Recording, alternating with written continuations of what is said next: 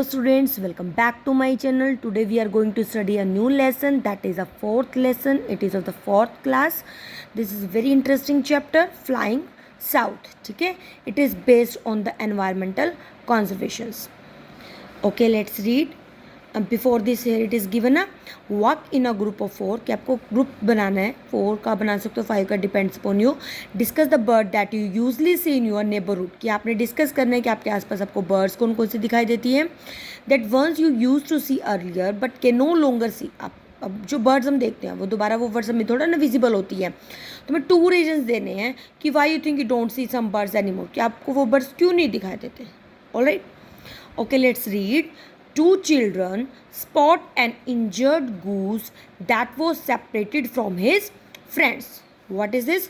कि 2 बच्चे हैं, वो क्या देखते हैं कि एक इंजर्ड क्या होता है जब चोट लग जाती है. एक गूज के एक हंस होता है, ठीक है, तो बर्ड, तो वो सेपरेट हो गया अपने फ्रेंड से और वो इंजर्ड है. और कौन देख रहा है? 2 बच्चे, जैसा को पिक्चर में भी दिख रहा है.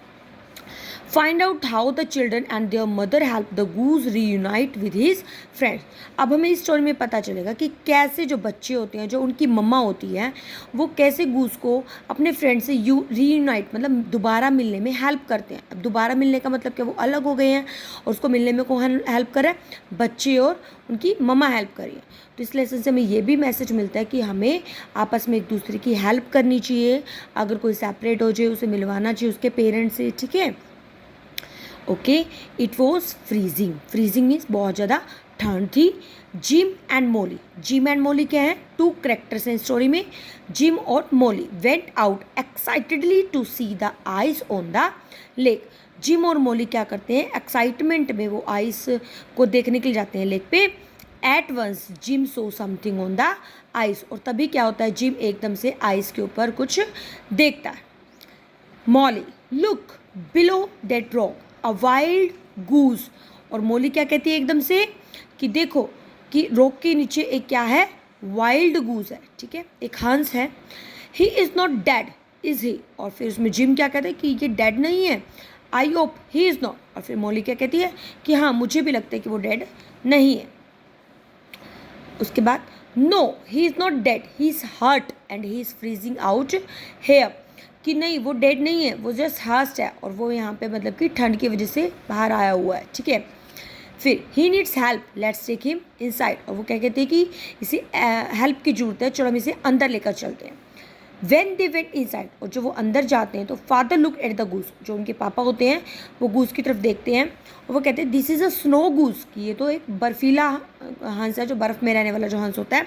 He was probably flying south for the winter with the other geese. और वो कहते हैं कि शायद, प्रॉबेबली क्या होता है? शायद, कि वो फ्लाई कर रहा था साउथ की साइड कि विंटर में अपने अदर गूज, जैसे अदर ग्रुप ऑफ गीज है ना, गीज के साथ. हिज विंग्स इज इंजर्ड, और मुझे लग रहा है कि उसके जो विंग्स है वो इंजर्ड हो गए हैं, चोट लगी है. एंड ही नीड्स फूड, और उसको खाना चाहिए. Just what do you think you will do with the goose. अब वो कहते हैं कि अब हमें क्या, मतलब वो सोचते हैं कि अब हमें इस गूज के साथ क्या करना चाहिए.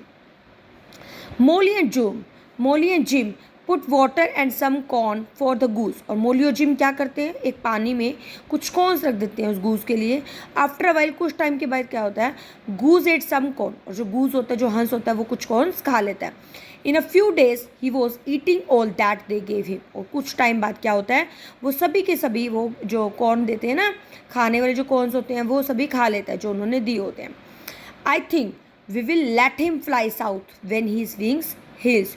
और अब ये क्या कह रहा है जो जिम होता है अपने मम्मा को, कि मतलब मैं सोचता हूँ कि हमें ना उसे जाने देना चाहिए कि जब वो मतलब उसके विंग्स ठीक हो जाएंगे, ठीक है. Let's turn a page. His wings would not heal this winter.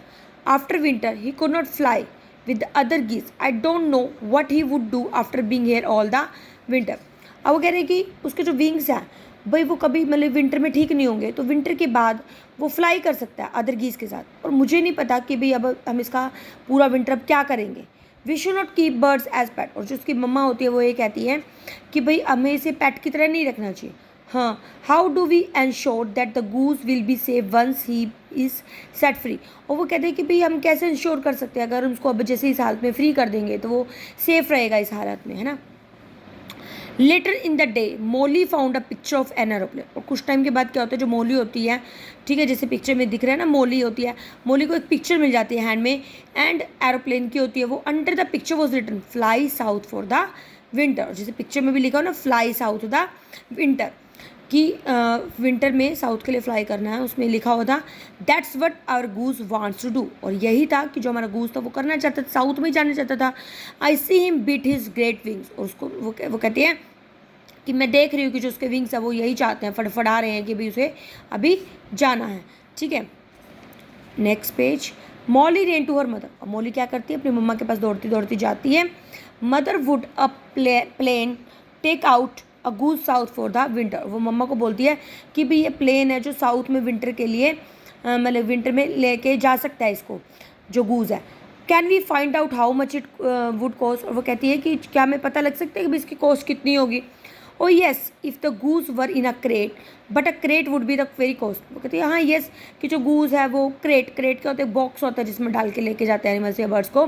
तो कहती है लेकिन वो क्रेट बहुत कॉस्टली होता है। We are too far away from the airport. और हम एयरपोर्ट से बहुत दूर भी रहते हैं। I guess you can write to an airline, कि मुझे लगता है कि तुम्हें ना एयरलाइन में लिखना चाहिए, राइट करना चाहिए, लेटर भेजना चाहिए। Gym will help you. और उसको वो बोलती है मोली को कि जिम तुम्हारी हेल्प करेगा। So Jim and Molly wrote a letter. तो जिम और मोली क्या करते हैं, एक लेटर राइट करते हैं। After a few days a man came to see them. और कुछ टाइम के बाद क्या होता है, एक मैन वहाँ पे आता है, उनको देखता है। He was carrying a box in his hand. और उसके हाथ में क्या होता है, एक बॉक्स होता है, जैसे आपके पिक्चर में विजिबल है ना, उसके हाथ में क्या होता है, एक box. I am a ranger. वो कहते हैं कि मैं एक रेंजर हूँ। रेंजर क्या होता है, जो फॉरेस्ट कीपर होते हैं। Did Jim and Molly I write to the airline. कि भाई क्या जिम और मोली ने एयरलाइंस में राइट किया था। I have a box for them, कि मेरे पास उनके लिए एक बॉक्स है, ठीक है। दैट इज अस। फिर वो बच्चे एकदम से आ रहे थे कि वो हम हैं जिन्होंने मतलब कि राइट किया था। The airline wants to fly your goose south for free. अब वो जो एयरलाइन, वो कहते हैं कि भाई जो एयरलाइन है वो ये चाहते हैं कि जो फ्लाई है तुम्हारा, जो तुम्हारा गूज है वो साउथ में बिल्कुल फ्री में ही फ्लाई करे। Since you save the wild goose, क्योंकि तुमने एक वाइल्ड गूज को, एक जंगली हंस को बचाया है, तो airline wants you to have the box for free. क्योंकि तुमने उसकी हेल्प की है, इसलिए एयरलाइन भी ये चाहती है कि तुम्हें वो बॉक्स फ्री में मिल जाए। तो वो खुश हो गए, देखो पिक्चर पे खुश हो गए ना कि उनको फ्री में मिल गया वो। That's such a good news, की बहुत अच्छी न्यूज़ है। The ranger put a band, यहाँ से हाँ यही है। The ranger put a band around the leg of the goose, then he put the goose inside the box, made sure that the goose was comfortable. और ranger क्या करता है, ठीक है, और वो जो मतलब जो पर्सन होता है, रेंजर होता है, वो क्या करता है, वो एक गूज के मतलब कि लेग के ऊपर एक बैंड मतलब कि वो डाल देता है। और वो उसमें क्या करता है, गूज को बॉक्स में डाल देता है और मेक श्योर करता है कि वो कंफर्टेबल रहे। Will the other geese be mean to him because he could not fly south winter them. वो क्वेश्चन करते हैं कि क्या अभी जो अदर जो गीज हैं वो उसके लिए मीन नहीं करेंगे, कि उनको मतलब कि वो ये नहीं सोचेंगे कि भाई वो किस तरीके से भाई वो फ्लाई भी नहीं कर सकता और वो साउथ में पहुंच गया, मतलब कि वो उसे देख के मतलब इरिटेट, मतलब कि जैसे क्या कहते हैं ना कि जैसे वो जेलसी तो ना फील करेंगे कि भाई वो तो उड़ भी नहीं सकता और वो साउथ में पहुंच गया है ना। Maybe he will be remember us, we will surely remember him. अब वो आपस में बातें कर रहे हैं, देखो जिम और मॉली, कि वो बल्कि शायद हमें याद रखेगा और मतलब हम भी उसे अच्छे से याद रखेंगे। Maybe he will fly back here, कि वो कहते हैं कि शायद वो क्या पता वापस दोबारा आ जाए। और we will watch for him, हम उसको फिर दोबारा भी देखेंगे। The other geese in the flock will take him in, कि जो दूसरे जो गीज हैं वो उसको फ्लॉक मतलब झुंड में उनको साथ में लेके चल जाएंगे। I have put a band, कि भाई हमने उसके बैंड भी डाल दिए उसके लेग में। बैंड मतलब जैसे कोई भी निशानी वगैरह डाल देते हैं ना, हम हाथ वगैरह में जो डालते हैं वो बैंड जैसे, ठीक है। तो so we will know if we ever see him again. अब वो कहते हैं आपस में बातें कर रहे हैं कि भाई हमने तो उसके लेग में बैंड भी डाल दिया, अगर वो दोबारा हमें कभी दिखाई देगा ना तो हमें पता लग जाएगा कि वो हमारा ही हंस है जिसे हमने सेव किया था। Okay, it was the end of the chapter. तो हमें इस चैप्टर से हमें क्या पता चलता है कि हमें एक दूसरे की, चाहे वो बर्ड हो या एनिमल हो या फिर कोई ह्यूमन बींग हो, तो we should help each other whenever somebody is in trouble. जब भी कोई ट्रबल में होता है तो हमें डेफिनेटली हेल्प करनी चाहिए। ओके, तो आशा करती हूँ कि आपका लेसन अच्छा लगा होगा। अगर अच्छा लगा है तो कमेंट सेक्शन में राइट करना बिल्कुल भी ना भूलें। और वीडियो को लाइक शेयर सब्सक्राइब तो आप कर ही रहे हैं, उसके लिए बहुत बहुत थैंक यू। ठीक है, meet you in next video, till then be happy, keep studying.